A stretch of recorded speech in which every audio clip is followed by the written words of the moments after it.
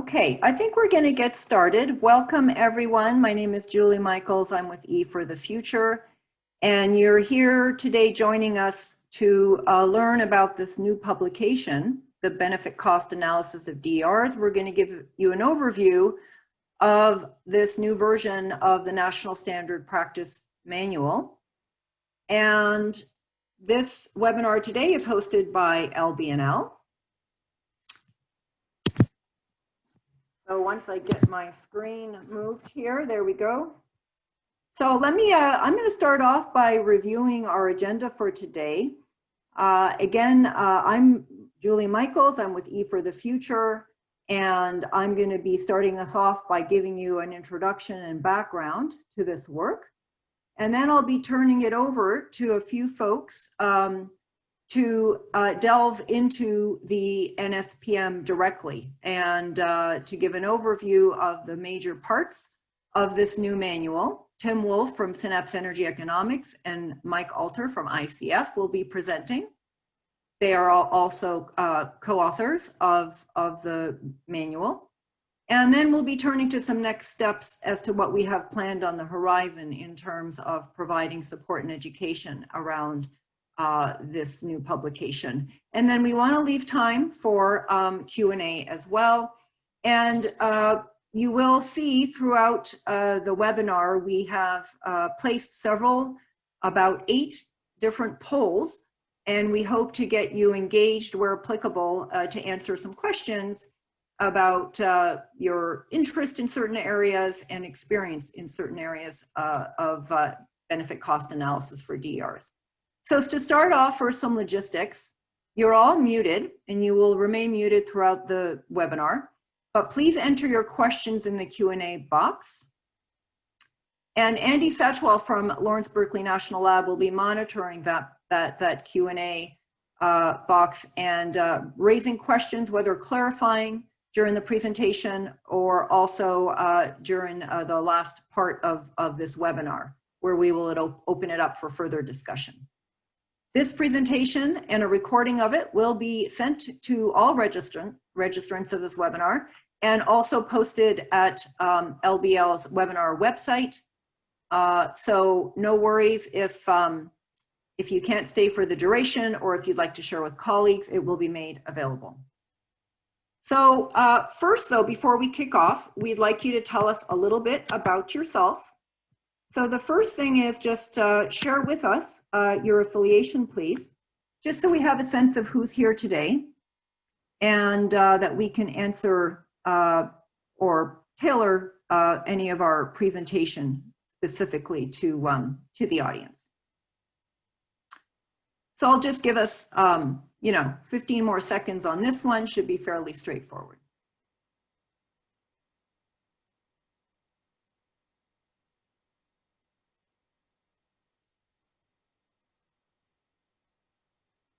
Okay, so I'm going to end the poll here. We've got about 3/4 of you have voted. And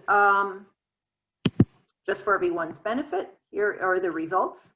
And we have a mix of folks, but largely seemingly a combination of evaluator consultants, utilities, and NGOs. But a bit of representation from most all over. So that's good to know. Okay, thank you for that. And I'm going to issue another poll question to start off, which is the precursor to the NSPM for DERs was the NSPM for energy efficiency. And we just want to get a sense from those of you joining us today, what is your familiarity with the earlier 2017 publication?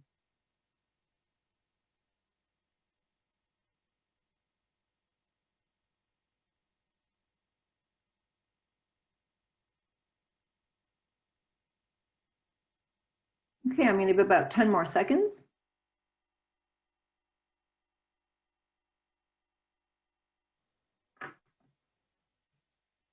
Okay, thank you for that. So we have quite a few of you who are not at all familiar with the NSPM for efficiency. About a quarter of you are very familiar, and a third are somewhat. So let me say then that we are going to give an overview of the NSPM for DRs that will, for some of you, look familiar, but for many of you it will be new material. So it will be important for us to make sure that we walk through those core elements for everyone's benefit. Okay, so let's just start off here. Why this NSPM for DERs? And really the reasons are multifold, largely focused on the fact that traditional cost effectiveness tests, as often typically used in the efficiency industry, but now increasingly used in the DER industry, have not addressed necessarily applicable state policies. These traditional tests often have been modified in states in a somewhat ad hoc manner without a lack of guidance and principles. And as I noted, we're seeing inconsistent treatment across the evaluation of DRs in the industry, and that can be problematic and challenging for jurisdictions. And in some cases, there's DRs aren't accurately valued. And then, moreover, a lack of transparency in why tests are chosen and what input assumptions are chosen. So, hence this development of this broad, comprehensive manual. It is, the project and the manual is part of the National Energy Screening Project, formerly referred to as the National Energy Efficiency Screening Project. And it's a stakeholder organization coordinated and managed by E for the Future. And it's open to all organizations and individuals who are just interested in working to improve cost effectiveness screening practices in our industry. Essentially, this NSPM for EE, which was published in 2017, has been incorporated into this NSPM for DERs, and this new publication expands beyond efficiency as a DER, but adds other DERs and other pertinent issues. And here is a link to the NESP website where you can find the manual and other materials. Just a quick snapshot for a flavor of what jurisdictions and states have over the past few years been, where there have been references to the NSPM for energy efficiency, where some states have actually gone through the process of applying the NSPM framework. In some cases, states are learning. And we're increasingly also seeing and hearing of states that are looking at and are interested or have documented their interest in the NSPM for DERs. So for some states, this is very timely to be bringing this new document. This manual, as I said, the project is managed and largely funded by E for the Future, but also with support from US Department of Energy via Lawrence Berkeley National Lab. Multiple co-authors representing experts in the industry with extensive understanding of regulatory economics and experience working with different utility industry players and specializing in across different DER types. And we were really fortunate to have a very robust advisory group of many individuals, experts bringing different perspectives. They provided input on the manual outline, on drafts, and on the case studies and numerous supporting materials. So here is the authorship team, including Tim Wolf, the lead author from Synapse Energy Economics, along with these other folks, Energy Futures Group, ICF, we have Mike Alter here today, Pace Energy Climate Center, Schiller Consulting, and the Smart Electric Power Alliance. And then I'm not going to go through all these names, but this gives you a flavor of the range of stakeholders involved, including government agencies, industry players, different types of advocacy groups and NGOs, commission regulatory agencies, federal and state agencies, and so forth. So many familiar organizations here that provided input, and we really had the benefit of bringing in different industry folks representing the different DERs as well.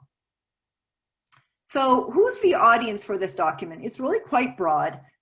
We refer often and we discuss often about the application of this in the context of regulatory commissions, but it's really broader than that. It's anyone overseeing or any entity overseeing decision-making around DER investments or support for DERs.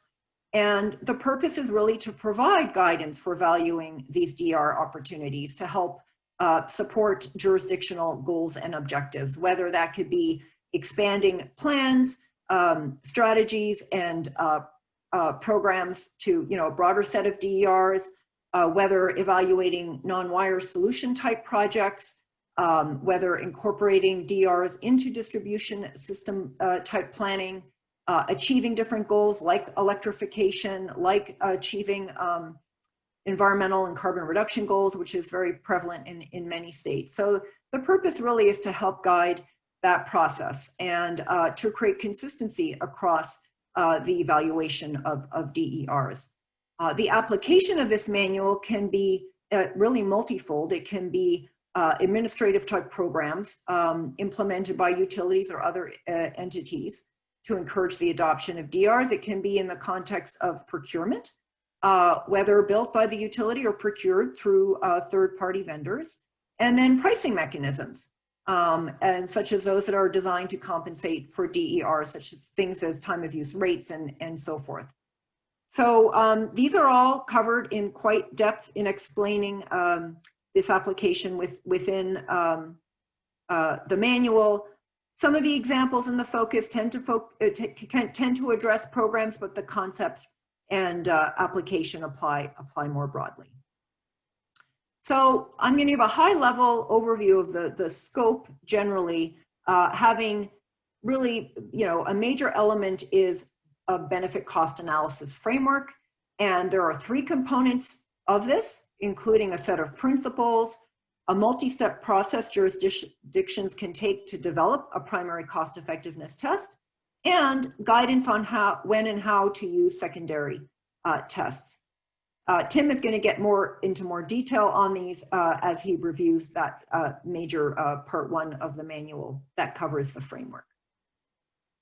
And then the second major part of the manual focuses on the DER analysis that really can be presented here, and this is courtesy of LBL's earlier work on a framework for integrated analysis of DERs. These 3 different levels of DER analysis, from the most simple single DER analysis, where you're really looking at the costs and benefits of a single DER, using the utility system as a fixed input. A second level of looking at multiple DERs, which allows for analyzing those multiple DERs to allow for that to be optimized for state purpose of analysis where the utility system is static.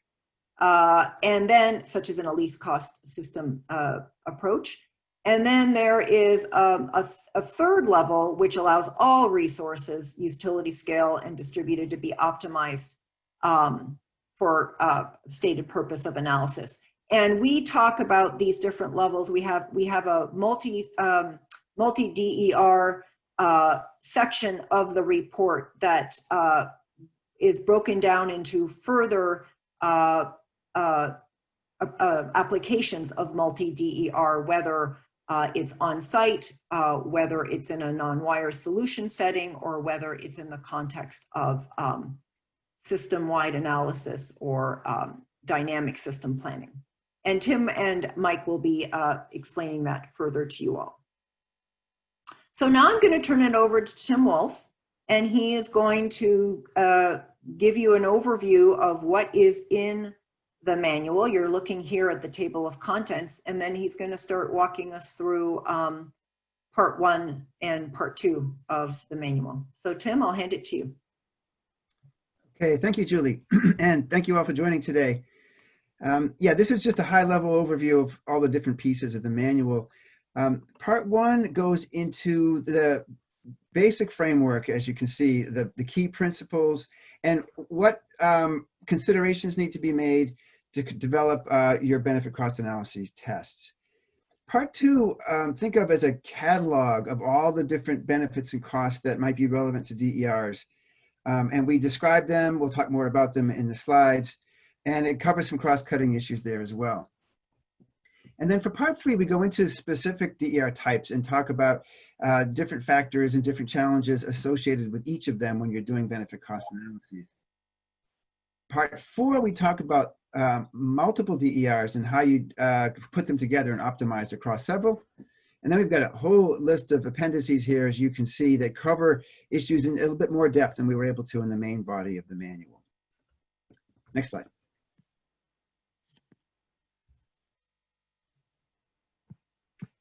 You want to ask a poll question here? I am going to ask a poll question because we are going to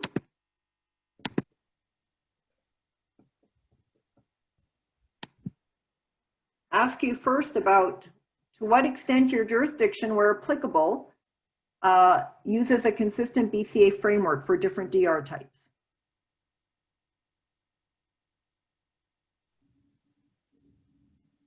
And while you're thinking, just to be clear, we use the term different DER types to mean efficiency, demand response, DG, storage. Those are different types.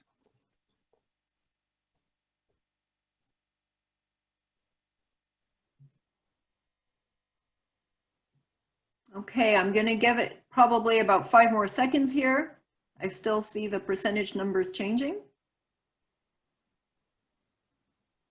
Okay. Thank you, everyone, for your responses. And in sharing the results here, we can see that not applicable for a good portion of you, but there is interest. And there's also cases where it's been a challenge. And very few are using a consistent framework. So hence the purpose of this manual and our hope that we will see more jurisdictions using this and learning from it and applying it.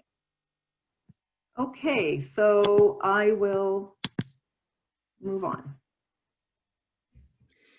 Okay, so you've seen this slide, but briefly, 3 of the core parts of this, we come up with principles, how to come up with a primary test, and how to use a secondary test. And as we introduced in the efficiency manual, a lot of states currently use multiple tests to look at different results for DERs. And we are encouraging identification of a primary test, which answers a key question and helps make the decision about where money should be invested on behalf of utility customers. Secondary tests are perfectly valid and in many cases helpful.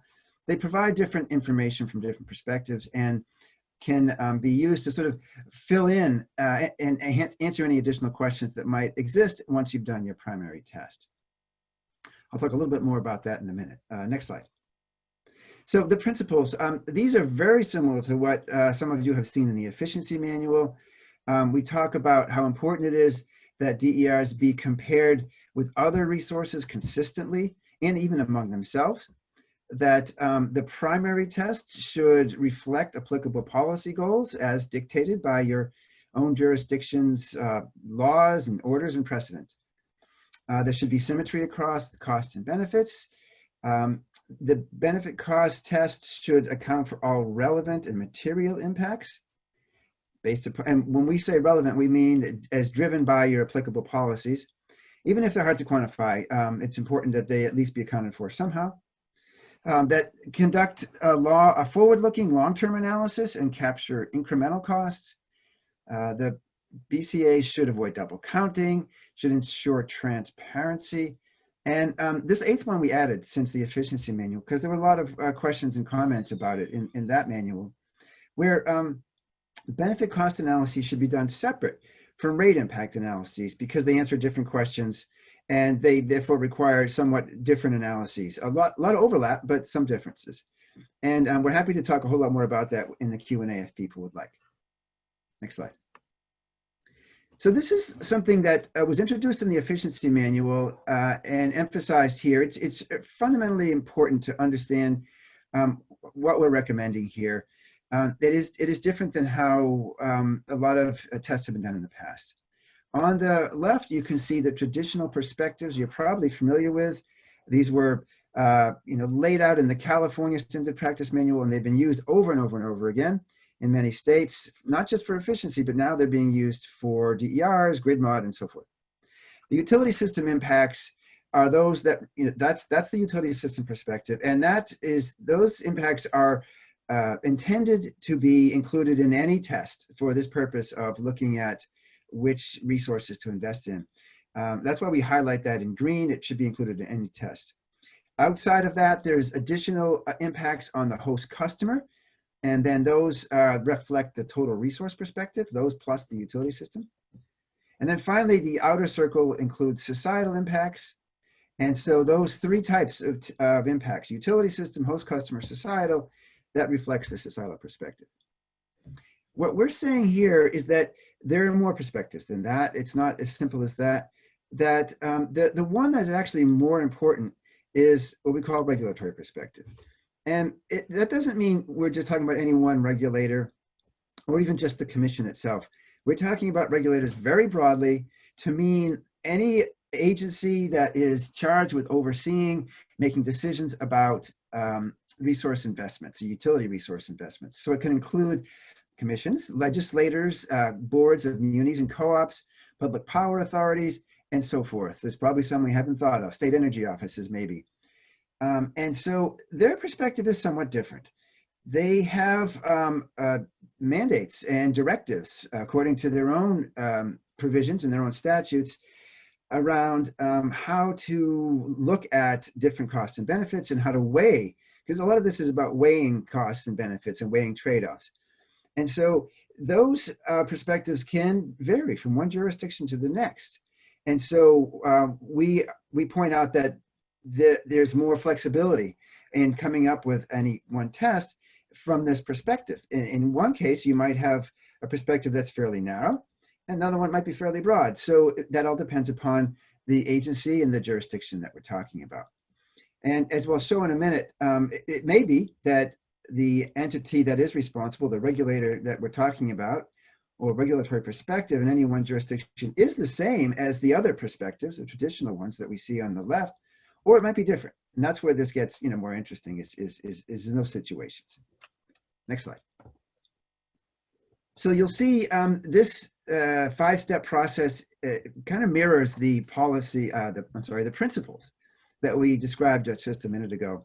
And it's a way to try to provide sort of a concrete set of steps that anyone can pick up to either modify their current benefit cost test or to create a new one that fits their needs better. And so we point out the first step is you got to understand your policy goals. That's critical. If you don't get that up front, then you're going to be missing out on something. Then you need to include all utility system impacts. For every test that we've envisioned for the purpose of making these decisions, all utility system impacts should be included. And we use the term impacts to include both cost and benefits. So that's a broad term there. Step 3 is the big one, and the one that's most often not given enough attention. And that's to decide which non-utility system impacts to include, whether they be host customer impacts, low-income impacts, other fuels, and more, societal impacts, environmental impacts, to literally walk through each of those and make a decision whether to include them based upon your policy goals. And in addition, including them should be consistent with the principles we laid out. So that's where step 4 comes in, is that as you decide to add different impacts onto your test, you should make sure they're done symmetrically, that they're included even if they're hard to quantify, no double counting, and that they're treated consistently. So that's, again, building off the principles. And then, of course, the 5th step, which should be done all the way throughout, is ensuring transparency, not just in the reporting itself and the planning, but also in the decisions that are made and the discussions that are held to decide what is the right test to use and what are the right impacts to include in your test. Next slide. So this just illustrates what we're trying to get at here by showing 4 different examples of how one jurisdiction could come up with a primary test. And we've, after much debate back and forth, we've decided to use this term, the jurisdiction-specific test. it can be the same as your familiar utility cost test or societal cost test, but it can be different. And that's what's so important about it. And it might vary from one jurisdiction to the next, which is fine because different jurisdictions have different goals. So the one example on the top left shows the utility cost test where the utility system impacts are included, but that's it. You stop there. The next one is your familiar total resource cost test, where you add on top of utility system impacts several other impacts that affect host customers. And then the bottom left, you can see the societal cost test, everything's included. And then in the fourth one at the bottom right, you can see it's not consistent with any of the other tests, but it's a perfectly valid test if in that jurisdiction it's important to include, say, environmental benefits, as we've done here. But, you know, the state might say, we're not concerned about host customer impacts. We know that host customers are always better off anyway, so we're not going to include those. And you can have this as your test. So this is, again, just a way to show all the different pieces and how they might fit together depending upon the decisions and the policy directions in your particular state or jurisdiction. Secondary tests. So this seems like a fairly straightforward thing. Again, as I said earlier, lots of states use multiple tests, but it really does matter which one you use to decide upon where you're going to put your money. That's kind of what this comes down to. That's why it's important to have a primary test, but there will be some instances where it's appropriate to go beyond that. You just want to know more, something's quite on the margin, and you just need more information. So we talk in the test, in the manual about how to use these tests. Some of the obvious uses for them include prioritizing DER, especially DER types. You might find yourself in a situation where you've got loads and loads of different DERs and types, but you can't adopt them all, at least not right away. So how do you prioritize? Secondary tests can help there. Probably most useful is when you have a resource that's marginally cost effective. It's just below a 1.0 benefit cost ratio, just above, and you're not sure it's worth it. You want to do some more tests to show what would happen looking at this from a different perspective. And then consistency across DER types. As we said above in one of our principles, they really should be looked at consistently. Otherwise, you're going to get uneconomic outcomes. And yet some states might have certain policy goals for one DER type, and others in that same state might have different policy goals for a different DER type, and they may be not exactly consistent. So you would need to reconcile those before you come up with a primary test to apply to them all. And if you can't, and if you're not there yet, you can use multiple tests to help provide at least some consistency across your DER analyses. Okay, so part two is again, this is a catalog. If you can go to the next slide, please. It gives a couple of examples. What we have here is several tables that are taken straight from the manual that summarize what we've done and what we've categorized as costs and benefits. And here you can see the first example is electric utility system impacts. And we break that down by generation, by transmission, distribution in general. And you can see here, I'm not going to walk through every one, but these are the things you'd expect to see as different elements that might be either a cost or a benefit. And the trick with DERs is that in some cases, for some DERs, say transmission capacity might be a benefit, in others it might be a cost. So we couldn't easily categorize each one that way. We've done it where by each chapter where we speak specifically about the DERs, we go into details about whether it's a cost or a benefit. As you can see, there's a long list here. This is the list that includes those impacts that we recommend be included in all tests. The other tables you'll see in a minute are the ones that are more optional, depending upon your test and your goals in your state. Next slide. So this is a little tricky one. It takes a minute to explain and digest. A lot of times, electric utilities will run efficiency programs or other DERs that affect other fuels, and sometimes they affect gas utility customers and gas utility fuels. Similarly, there's situations where gas utilities are implementing DERs, and they affect other fuels and they affect electric fuels. So there's a lot of back and forth that way. And we try to lay out how the different impacts should be treated when whether you're electric utility or gas utility, and how they all fit together. And that's what this table is about. You can see we break it out by energy and capacity. Some of these are very obvious, some of them much less so. And this is just more and more important with each passing year as we add more DERs to our system and they have more influence on other fuel types. Getting this relationship correct is again, increasingly important. Next slide. So here we talk about host customer impacts, and you can see there's a long list here.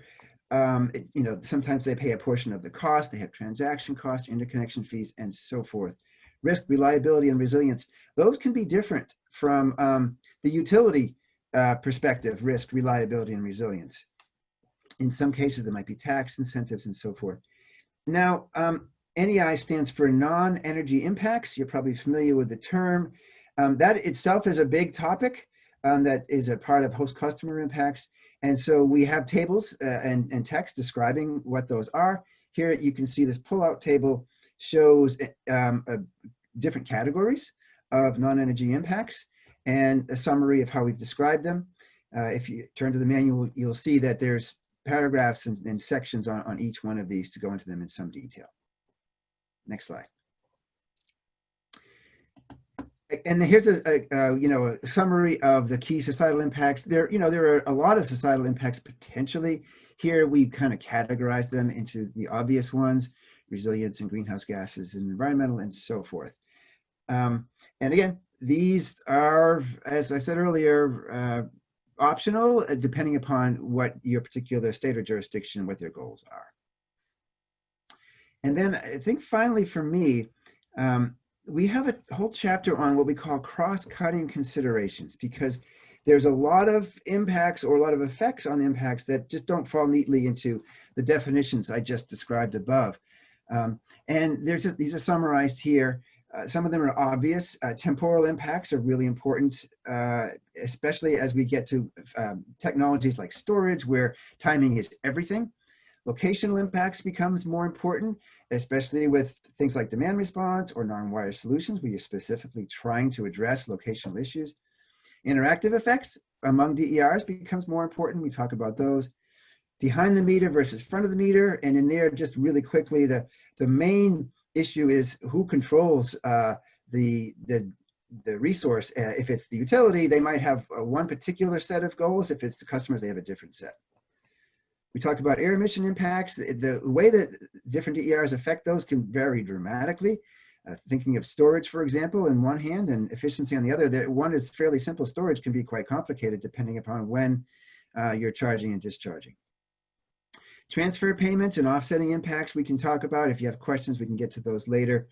We talk a little bit about variable renewable generation, how to factor that in. Wholesale market revenues, free riders and spillovers, especially for efficiency, but that can also apply elsewhere. And then discount rates, because as we know, that's an important piece of the whole puzzle when you're doing a BCA, and that it affects your costs and your benefits. So that's a quick snapshot of part 2. I think we've got another poll, and you can ask questions you see here later. I'm going to issue a quick poll here just to get a sense of the interest. We spend quite a bit of time in the manual on the first 3 bullets, especially in the context of our case studies. And so we have a poll question for you here that I'm going to launch to just get a sense of where interest lies in your practice, in your experience, in terms of which of the following cross-cutting issues, do you or your jurisdiction currently account for, whether it's for one or more DER types.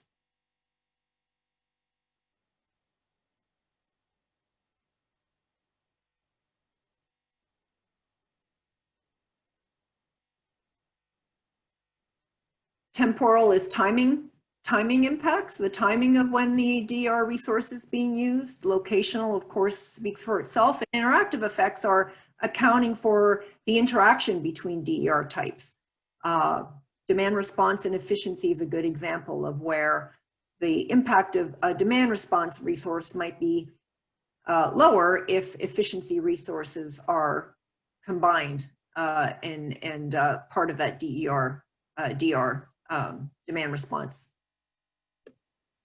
strategy. Okay, so I will stop here, and we essentially have most people interested or focusing on interactive effects, temporal and locational, a third area. All right, so I will stop there, and we will move on to a couple examples here. Tim? Sure. So these are, examples to try to illustrate a couple of points fairly simply. On the top left, we talk about temporal impacts, and what we do is show on the leftmost stack, your standard set of benefits. Again, these are illustrative. The units don't matter so much. And show, in this first case, if you took the annual average of energy benefits or the annual average of T&D capacity benefits, that's what you'd get.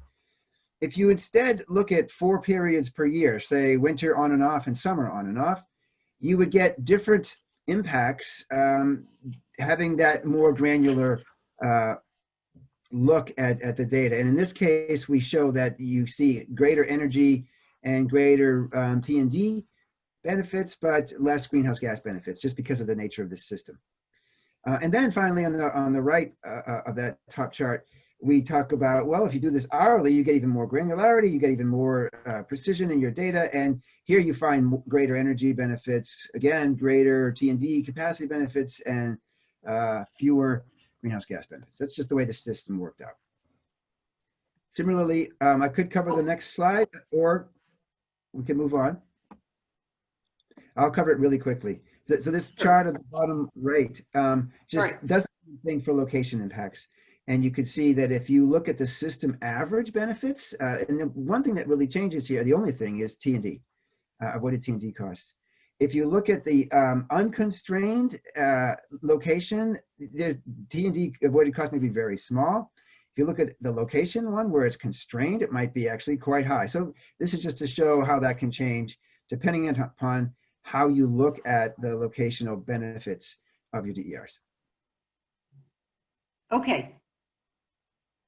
So moving on, we're now going to move to the next section of the NSPM, and Mike Alter is going to give us an overview of both the DR specific, DR technology specific chapters, and then the multi-DR chapters. Hey, thanks, Julie and Tim. So as Julie was just mentioning, I will start by covering part 3 on BCAs for individual DER types, and then start with some discussion on part 4 for multi-DER analysis before turning it back over to Tim. And we were discussing this earlier. There are separate chapters for each of the 5 DER types within scope of this manual: energy efficiency, demand response, DG, storage, and electrification. And I'll also note that electrification is inclusive of electric vehicles. Each chapter really focuses on 3 key aspects. The first is around drawing out how different DER types typically result in benefits or costs for the different impacts that Tim was covering before. The second area is providing some more information about the most critical factors that can affect both the scale, but also the direction of different impacts. And then finally, some of the most common challenges faced when trying to derive costs and benefits for each DER type. So before going further, going to turn it back over to Julie for another poll. So just give us an idea, if you will, please, as to what specific DR types are of most interest to you. And you can select more than one, as many as you like, in fact.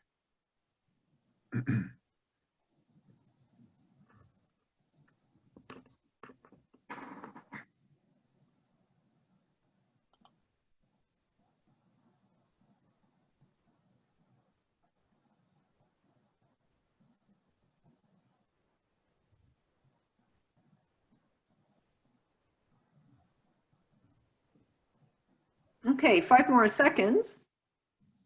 If you think we're got a good number of votes. Any more votes before I close up? This is very helpful, very interesting. So I expected there to be perhaps more of a divergence, but in fact, quite a bit of consistency across the different DRs, and many of you chose all of the above. So thank you for that. That's helpful because that speaks to the relevance of this manual and the different DRs that we'll be covering next. So I'm turning it back to Mike here to talk a little bit about the storage chapter as an example. Perfect. Thanks, Julie.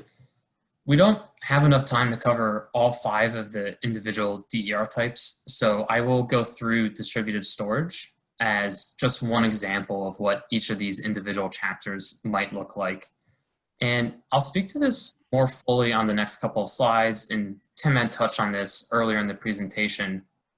Really, the central piece for each of these chapters is a set of tables delineating whether the DER type creates utility, host customer, and societal benefits or costs. On this slide here is a screenshot of what the table of contents would look like for the storage chapter, and represented here as section 9.4. The manual for each DER type describes some of the key factors that influence the impacts of the given DER type. So for example, for storage, one of the factors we describe is technology operating profile.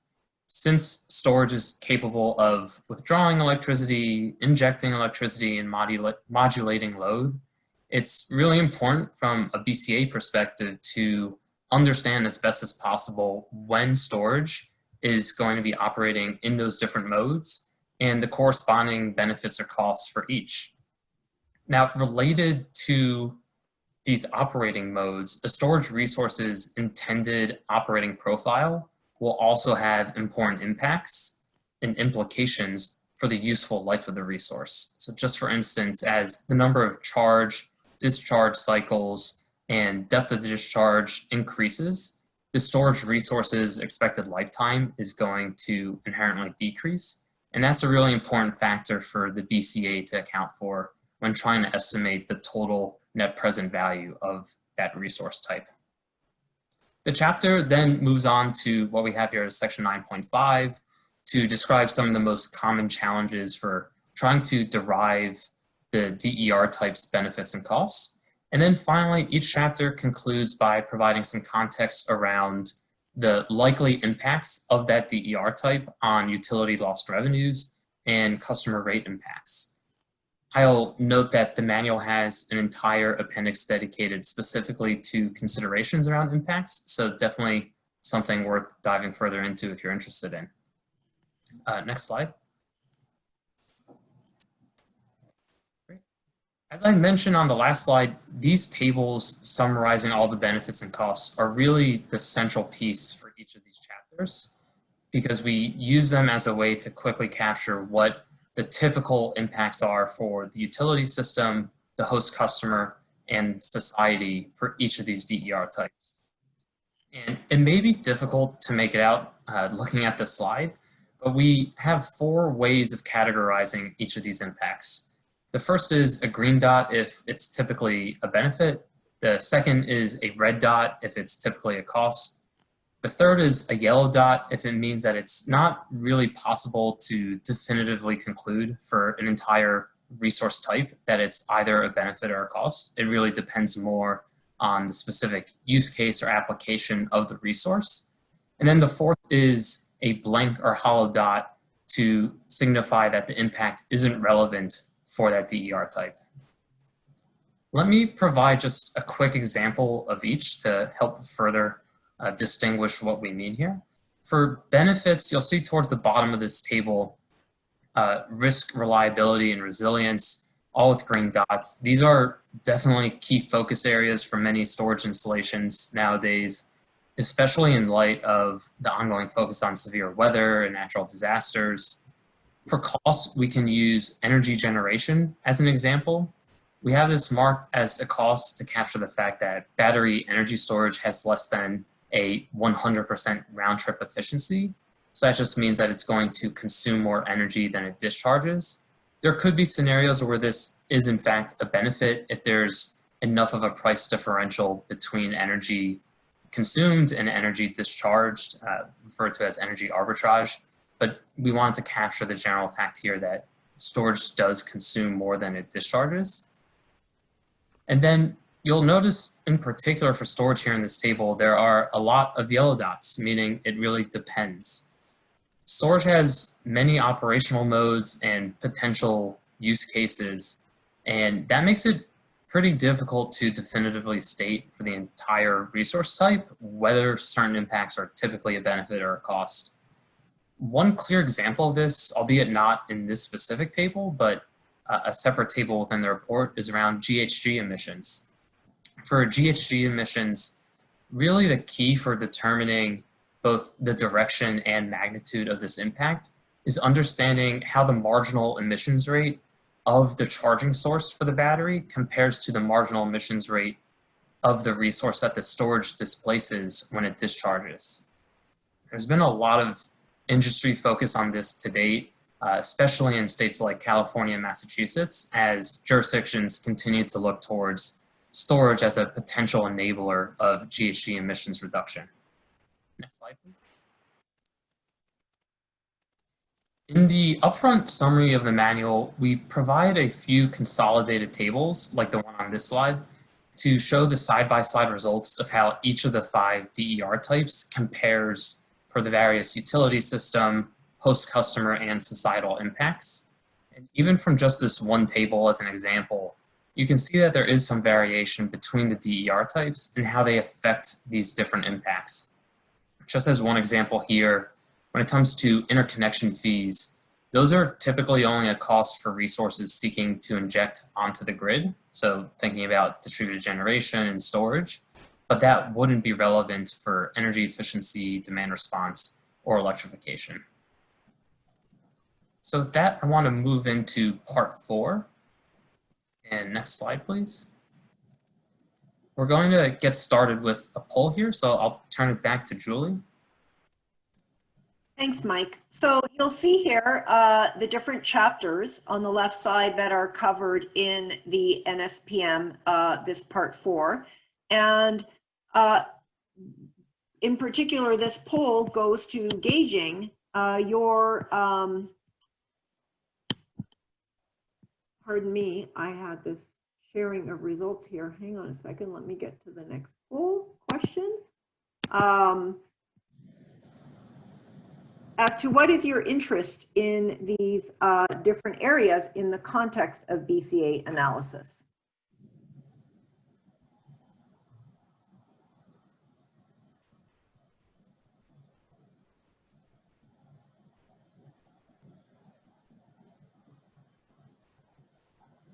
And in some regards, I'm thinking maybe we should have asked you this question after we explain these different chapters. It might have been helpful for some of you, but we just wanted to get a feel for this as we walk through these different areas and provide some context and information. Okay. I'm going to give it another 5 seconds. Ready?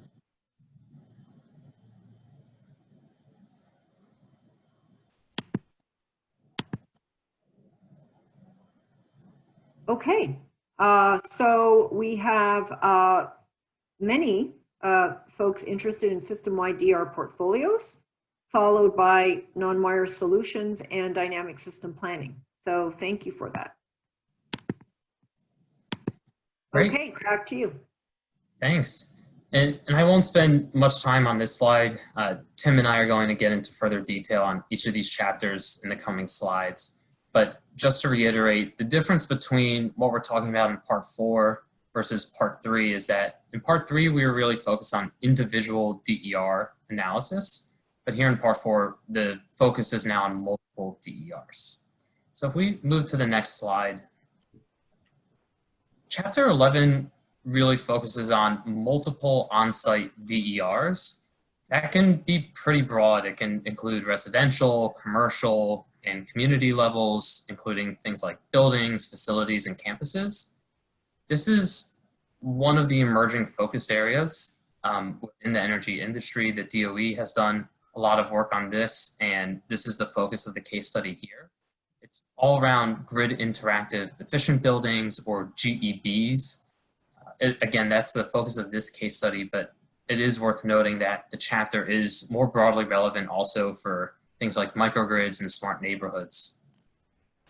There are many factors affecting the cost effectiveness of multiple on-site DERs. It includes things like the type of DERs being deployed, their associated capabilities, specific temporal and locational impacts, who's owning and operating the DERs, and the potential interactive effects between those DERs. And so this last factor around DER interactive effects becomes all the more important in this case, where we're talking about multiple DER analysis. There are really three types of interactive effects that are worth considering. The first is related to marginal system costs, which refers to a situation where there might be a significant enough penetration of DERs in a specific geographic area, whereby they then affect the avoided costs of other DERs in that same area. To date, this type of effect has generally been pretty limited, but it could become more prevalent as DER penetration grows in certain areas. A second type of interactive effect relates to kilowatt hour and kilowatt effects, meaning that one DER could affect the kilowatt hour or kilowatt impacts of another DER. Just one example of this would be when a customer installs an energy efficiency measure, it lowers their load, their net load, but then as a result of that, if they were to adopt demand response, there's a lower kilowatt potential for that demand response resource just by virtue of having a lower net load. Finally, there's also enabling effects, which entails one DER making it easier or more cost effective to adopt other DERs. Combined solar plus storage is at least one leading example of this kind of effect, whereby adding storage to a solar project could help firm up the solar resources output profile and also store any excess generation for later discharge. So with all that as a backdrop for what's within the purview of multiple on-site DERs, let's talk about the case study where you're seeing this graph on the slide for. For this case study, we assume the utility program is leveraging commercial GEBs to provide demand flexibility and integrate clean resources during system peak hours to help meet the jurisdiction's GHG emissions reduction goal. And these grid interactive efficient buildings, these GEBs, are using efficiency, demand response, PV, and storage. We also assume that the jurisdiction specific test, or JST for short, in this case includes utility system impacts, host customer impacts, and GHG impacts. Additionally, and this is going to come into play in a few slides also when I talk about a second case study, we're assuming here that the distribution system peak is non-coincident with the overall system peak. As you can see from the graph, most benefits for this GEB program are centered on energy and capacity benefits by virtue of the GEBs participating in this program, really targeting the operation of their DERs to realize and achieve load reduction during the overall system peak. There are some additional T&D benefits, but those aren't the main drivers in this case for the GEBs. You'll also see that because the jurisdiction-specific test in this case includes GHG impacts, we have captured some separate benefits for that category. Next slide, please. An important consideration in this specific case study for GEBs, as I was just mentioning before, is around the interactive effects between different DER types and how, at the end of the day, that really affects the overall cost effectiveness. For instance, the bar all the way on the left represents individual DER benefits without consideration of interactive effects, while the bar all the way on the right represents total benefits when accounting for those interactive effects. It's important to note that interactive effects can have both a positive or a negative impact on the overall cost effectiveness. For example, there might be positive interactive effects between solar and storage, as you see on the graph, while simultaneously there might be negative interactive effects between efficiency and demand response. Those are just a couple of examples, but really the key here is to make sure that the cost effectiveness analysis fully captures these potential interactive effects. Next slide, please. Chapter 12 for non-wire solutions really builds off the types of considerations I was just covering for multiple on-site DERs, but more specifically now focusing on how these non-wire solutions, or NWS, can defer or displace the need for a traditional system upgrades such as transmission and distribution lines or transformers. When it comes to determining the cost effectiveness of an NWS, there are some important considerations and corresponding challenges. I won't get into all the ones you see on the slide here, but I do want to highlight a few. In terms of considerations, the real value of NWS really hinges on the ability to identify a specific locational and temporal system need. However, the challenge then really rests upon the ability for a utility to accurately identify these locational and temporal needs, and very importantly, assign a corresponding value for meeting them. Utilities across the country are increasing their focus on enhancing planning tools and processes to more effectively identify these kinds of granular needs. Once a utility has identified a need, the focus then turns to determining whether the traditional utility solution could instead be effectively met by a DER or a portfolio of DERs. Determining this really relies on understanding both the characteristics of the traditional solution, like how much lead time is there before the need is going to manifest, and whether the DER capabilities are actually suitable for addressing the identified need. Again, these are just a few examples of what's highlighted on the slide, but the manual provides a lot more detail about why it's so critical to account for this full set of considerations and challenges. Next slide, please. We also developed a hypothetical case study for this chapter to further illustrate some of the key concepts that I was just alluding to. Now, this case study is pretty similar to the grid interactive efficient buildings case study that I covered earlier, but in this case, what we're really highlighting for a key difference is now the utility is enrolling these DERs to specifically relieve a distribution capacity constraint on a more targeted locational basis. And so you can see in the graph that in this case, the benefits are predominantly attributable to distribution impacts by virtue of the NWS having the distribution deferral as its primary use case.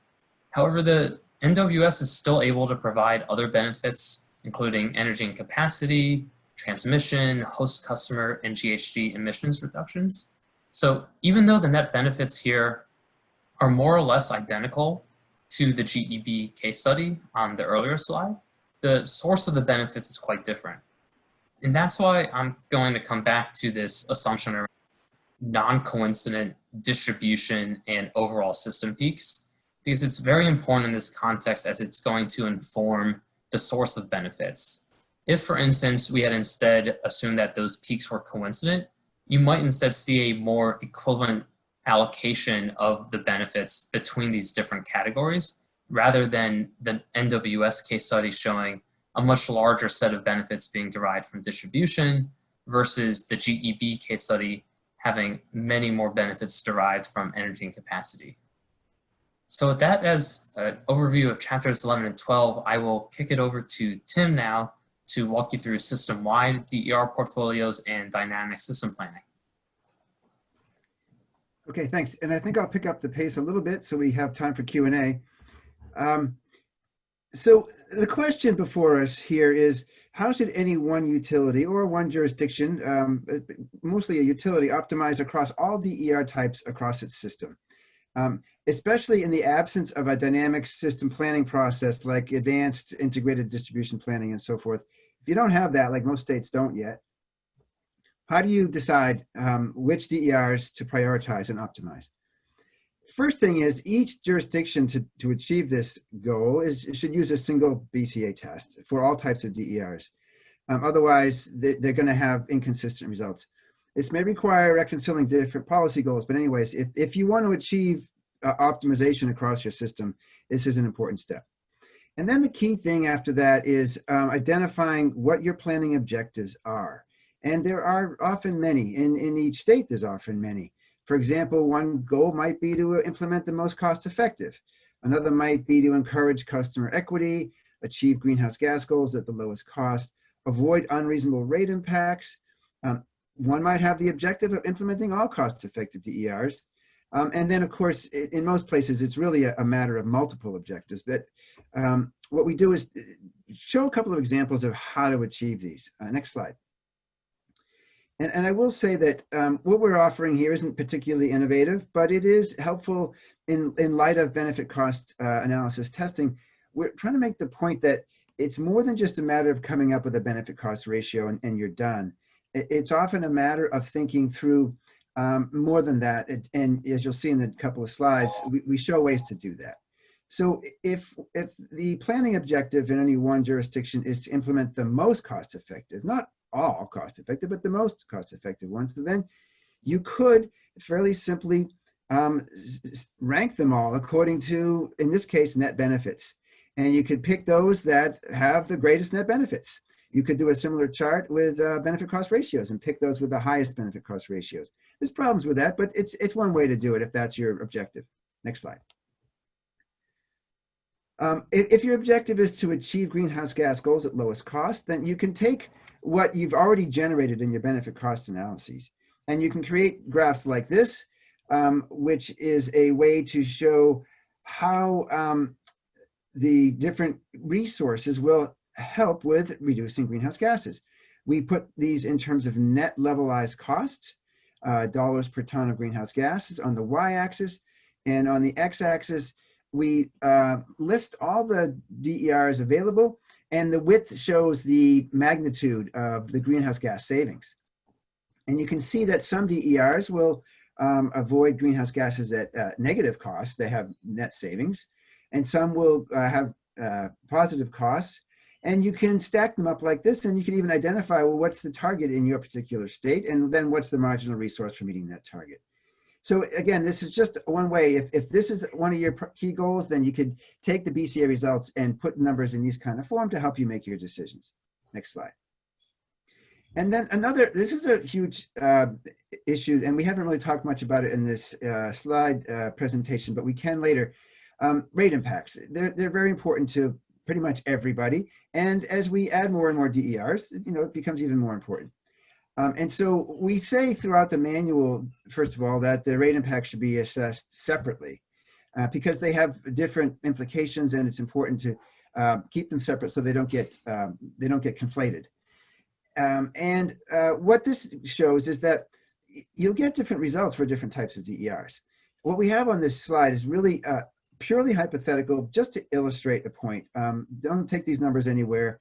But it shows that for energy efficiency, the long run rate impacts, might be what you see here, less than 1%. This is long-term average, not any 1 year.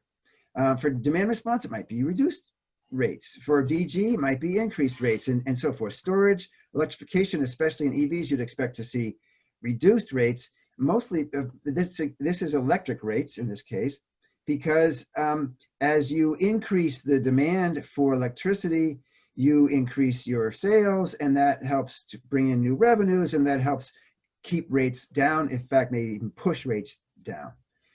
Now, if your goal, your planning objective is to avoid unreasonable rate impacts, it really makes the most sense to look at these all in total. And so you take the total across all DERs, and you can see what that shows you here. If you isolate any one resource type, you might decide to reject it because the rate impacts, when the other ones are going to offset it anyway. So again, it's just a recommendation for a more holistic way of looking at that one particular planning criterion. Next slide. So the final chapter talks about dynamic system planning. And it takes a minute to explain what that is. As you might recall, towards the beginning, Julie talked about 3 different levels of analysis, where when you look at one DER, like we often do for energy efficiency, you hold the utility system impact static. And you might even look at multiple DERs and look at them and look at the utility system statically. But then once you go to dynamic planning, you're assuming that the utility system is dynamic. So as you add DERs, you can reduce your transmission, or you can modify this, and there's interactive effects, and it becomes much more complicated, but it's obviously much more precise. And there are, one of the obvious examples that you're probably all familiar with is integrated resource planning, which we list here. There are so many forms of planning out there. It was hard to find the right terms, but we're trying to categorize these in a way that makes sense. So we have here in this table those terms that we've seen most commonly used. For utilities that are distribution only or transmission and distribution only and vertically integrated, they're been doing dynamic distribution system planning for years. There's nothing new about that. However, in recent years, integrated distribution planning brings DERs into that equation and tries to optimize them both. For vertically integrated utilities, transmission planning has been around for a long, long time. Integrated resource planning has also been around for a while. It doesn't typically look at the distribution system, and it doesn't typically look at the transmission. It really focuses on, in the past, efficiency, but now more DERs, and utility scale generation. Integrated grid planning goes all the way for a vertically integrated system, and you try to optimize your distribution, your DERs, your transmission, and utility scale. It's sort of the holy grail, if you will, of planning if you have the resources to do it. And as we say in the manual, this is still in early stages. It's still a fairly complex process, so we don't go into it in too much depth. But to the extent states can do that, it gives you your best result, or at least let's just say your most robust and most information. And so these are options that are available. If you don't have one of these and you're not able to do this sort of dynamic modeling, then you might go back to chapter 13 and look at some of the approaches we talk about there in the interim for how to prioritize and optimize your resources. With that, I'll turn it back to Julie for another poll. Yeah, we do have a quick question regarding and related to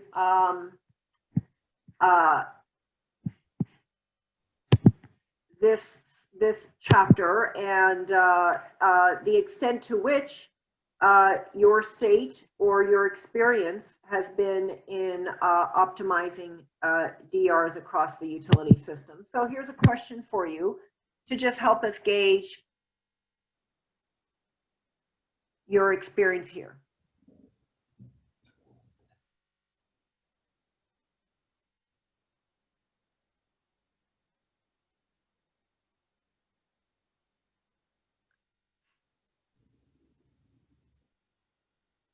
Okay. So as Tim said, for many, dynamic system planning is it's an emerging, evolving area, and not all states are actively doing this, and there are there's different nomenclature in different places, and the manual does try to perhaps create some more consistency in identifying what the components are of these different planning processes. But I'm going to end the poll here and share with you all what we learned. So only, one person responded that yes, there is an effort in their state to optimize DRs. And the gradation really is that no or not sure, or no, but would like to. So thanks for that feedback.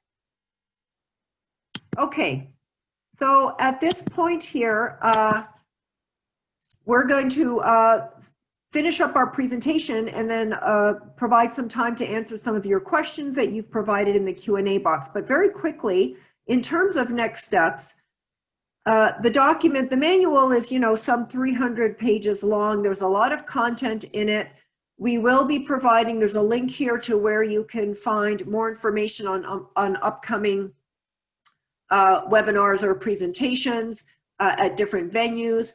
I also would like to have Jeff Loiter from the National Regulatory Research Institute. He's with us here today to tell us a little bit about this regulatory training initiative that NRI is kicking off, and some of our thinking that is in development around training around cost effectiveness. Jeff, are you with us?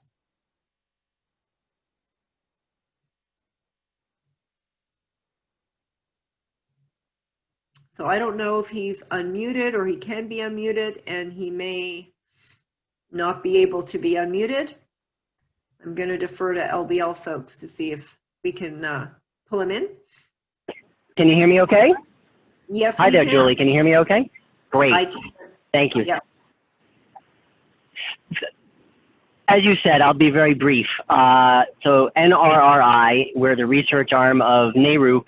We have kicked off a new initiative to increase the opportunities for training for the regulatory community across what we hope will be a very broad range of content and topic areas, and for a range of audiences, not just commissioners and staff, but others who engage in the regulatory process. And Julie and I have been discussing the possibility of bringing some of this important content from the NSPM into one or more of the training resources that we're going to be developing and launching in the coming months and years. And we're taking a long view of this. And so for those of you who are interested in learning more about this topic, about this valuable tool, and who may want to engage with it in a different setting, perhaps in the small groups, perhaps in a setting where you can have dialogue among your peers as you learn, where you can have interaction with an instructor and work through exercises. These are all kinds of learning modes that we're hoping to pull together, not just to be able to deliver this kind of content, but all kinds of content. But I think in particular, NSPM is actually a really good example because it's very tangible, and it's the kind of thing people actually want to really interact with. It's not just general knowledge, but it's a skill and a tool to be learned. So with that, I'll stop and encourage you all to keep an eye out for that kind of information, or visit our website for more information about the regulatory training initiatives. Our first free class will be kicking off on September 17th. So watch for information about that. Thanks, Julie. Sure thing. And we can also be sure to add a link here in this slide before we distribute it with that RTI website. So thank you, Jeff, for that. And stay tuned. Just quickly state specific education technical support. We have in the past with the NSPM for EE, and now with this new document, there may be opportunities to provide some resources to support states. Again, it will be contingent upon funding that E4 the Future, along with leveraging some other funds, is in the process of trying to create an opportunity for states to access state technical support to apply the NSPM. And we've spoken to some states, we've heard from some states that are interested. And so we hope to roll that out later this year into next year. Importantly, this new document is considered really a living document. As the authors and E4 the Future worked on it, there were places where we knew we might not have the information perfect or sufficient, or there wasn't getting access to information, such as in the case of some of the case studies and real world examples was challenging. But the expectation is that this document will be updated. We will add more case study examples and use case examples along the way, as well as address gaps. Again, contingent upon funding, but also hearing from all of you about what you think are priority needs. And I think we'll hear a little bit of that in the Q&A. Before I turn it over to Andy, Satchwell, and LBL, though, I do have one last poll that I think would be helpful to hear from you all. And this is in regard to specifically about training, just gauging the interest level in achieving training. And so making sure that we can follow up with you if there is interest on training around the NSPM and applying it to states. So I'll give this just 15 more seconds, and then I'm going to turn it over to Andy.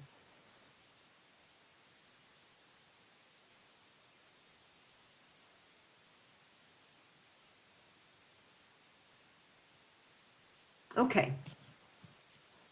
All right. Thanks for that, everyone. And I can share the results. Most people said yes, they're interested, and some not sure.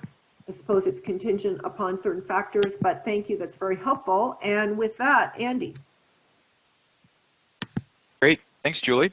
So I have the opportunity here to offer up some questions here to Tim and Mike and possibly Julie as well. Thanks for sending in. There were lots of questions.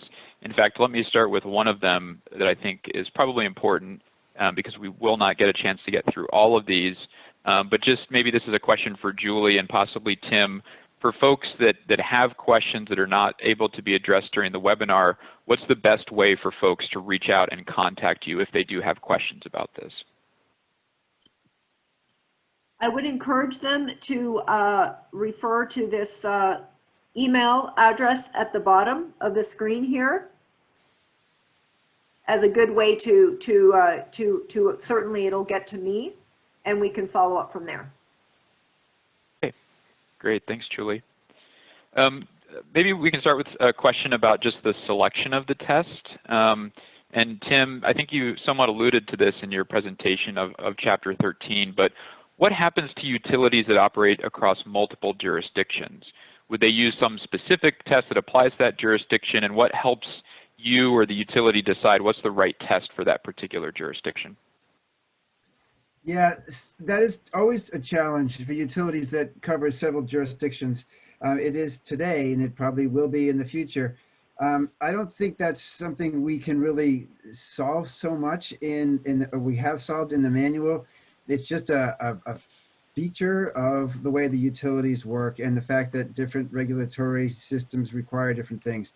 I mean, I think it's probably helpful if there is some cross-pollination across the different jurisdictions so that stakeholders and commissioners can have some appreciation for what's going on in the neighboring jurisdiction that's the utilities a part of. But otherwise, it's not an easy thing, and we don't really offer a whole lot there.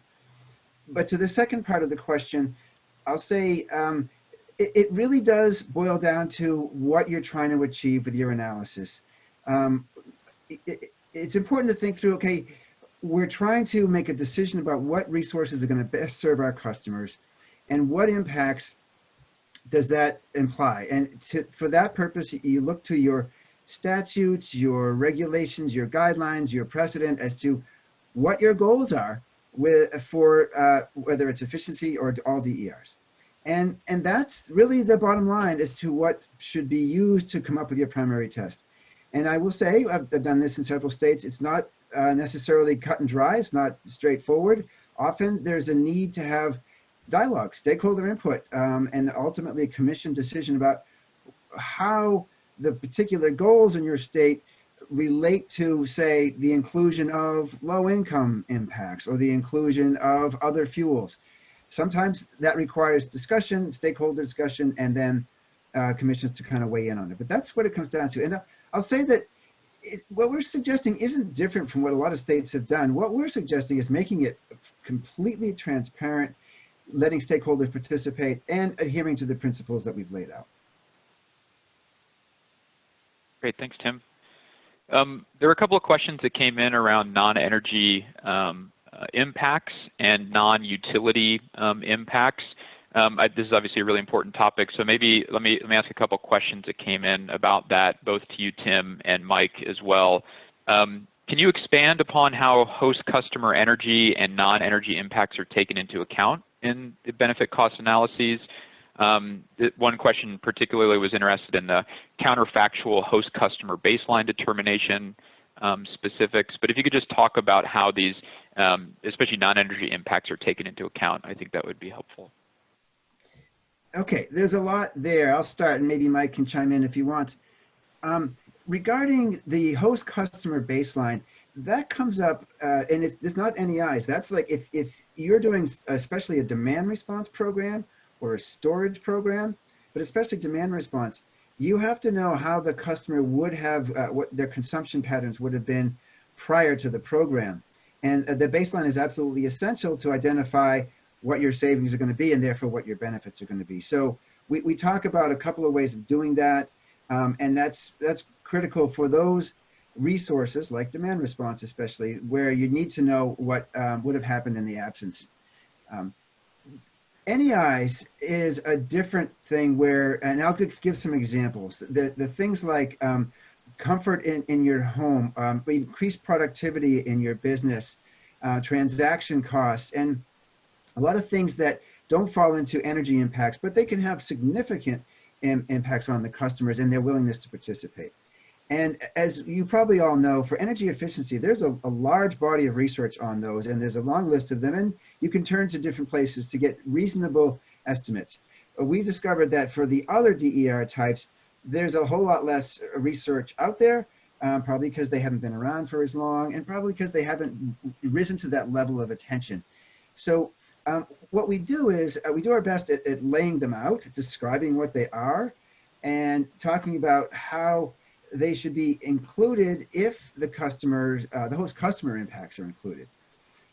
On that last point, and this is key, I'll make it because it's really fundamental for all the ERs, but it's come up a lot for efficiency, which is if you're going to assume host customer costs are relevant and important in your analysis, then you have to also factor in the host customer benefits, and that might include non-energy benefits.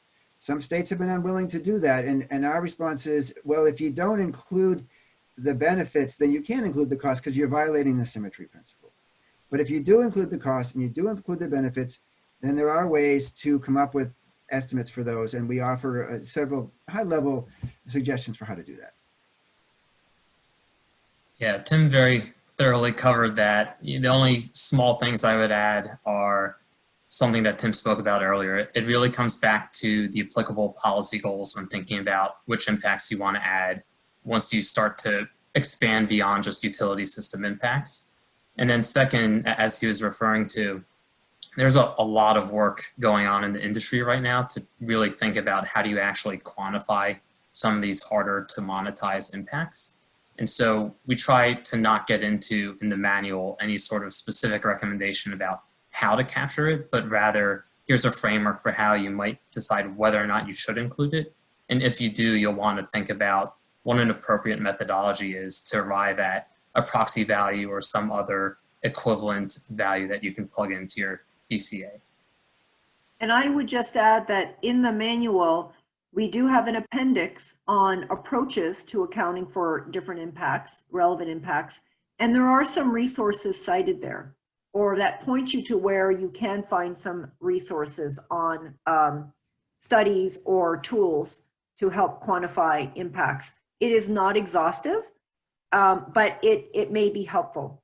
And I will also say on the NSPM website here that you're looking at, the first link, there are some other resource links there, and there are some case studies of jurisdictions that apply the NSPM for energy efficiency. And it provides a very good, very helpful example of how those jurisdictions use the NSPM process, and including, in some cases, how they dealt with inclusion or not of host customer impacts. You know, Tim alluded to, you know, the importance of symmetry, and if a jurisdiction is not willing to include benefits associated with host customer, you know, benefits of a certain resource or combination of resources, then one has to look at the cost side of the equation and ensure that there's symmetry, and perhaps not include either if the benefits aren't included. And there's an example in the case studies that looks at how a state dealt with that. So I would encourage you to look there as well. Great, thanks. And maybe I think this might be maybe our last question. I think it's a really important one, though. The question's asking about how to evaluate the lifetime of benefits when often the costs of DERs are incurred upfront. So this question says, several DER measures have long lives, and we expect utility generation to change considerably during that time. For example, renewable portfolio standards will reduce electricity GHG intensity over time. Does this guide address present cost versus lifetime benefits, and especially when those benefits or costs are not expected to be linear in nature? So can you guys talk about kind of that issue and also the kind of the time element as how these benefits change over time? Sure, I'll start. We do make it very clear in our principles that benefit cost analysis should be long-term. And by that, we mean it should cover the entire life of a resource. That life includes whether there's cost or benefits or both. And if you're going to look at multiple DERs, you have to look at the full lifetime of all of them, so nothing's left out. And that's nothing new. That's what's standardly done, commonly done. That's what you do with integrated resource planning. But we just want to we emphasize that that's a fundamental principle you have to do to make sure you're comparing apples to apples. The second part of the question is much more complicated, which is, as we all know, things change over time, and they can change fast, and they can change significantly. And we don't have any magic solutions to that except to recognize that every forecast should be as up to date as possible. It should use as much information that's as recently relevant as possible. Having stakeholder input, we emphasize throughout the manual, because that can also be an important way of at least trying to get your best estimate of how things are going to change in the future. I know that's not a easy answer, or it doesn't really solve your problems, but it's kind of where we are. Is you do the best you can when you can, and we don't say this in the manual, but I'll say it here, is you have to update your analyses now and then. That's common practice too. You can't just do it 1 year and leave for 5 years and hope those results are still relevant for that longer period of time. Yeah, absolutely. Even the applicable policy goals might be changing over time, aside from the system characteristics and dynamics. So it's really critical to come up with a common and agreed upon approach for how to project all that out over time and think about the entire lifespan of any resource. In terms of the resource itself, as Tim was noting, it might be a little more direct for certain technologies. You generally know how long a solar PV system might last on your roof. You might understand the typical life of a hot water heater as part of demand response. I talked about it earlier. Energy storage is probably the most complicated for trying to figure this out. And that's why it really comes down to understanding the specific use case or use cases for any given storage device. There can be very different ways in which that device is going to operate depending on what it's actually trying to do and which services it's trying to provide. And so by having a clear picture of that up front, you can more effectively understand and project what the actual lifetime of that resource is going to be. So that way you're catering the analysis to an appropriate time frame as well. So I think, Julie, that's all the time we have for the Q&A. There were obviously lots of great questions. And again, I guess just to reiterate what you said, Julie, right, folks should just email that address at the bottom if they have any follow-up or additional questions. We can do that, and we'll take a look at those remaining questions. Apologies, we ran out of time. And if you're identified if your name's identified in asking the question, we'll do our best to get back to you as well. But don't hesitate to reach out if you'd like to learn more, or if your jurisdiction is interested in learning more. Thank you for joining us today. Thank you to Tim, Mike, Andy, and Jeff also for your presentations and support today. And we look forward to the next stage of implementation, learning, implementation, and application. Thank you.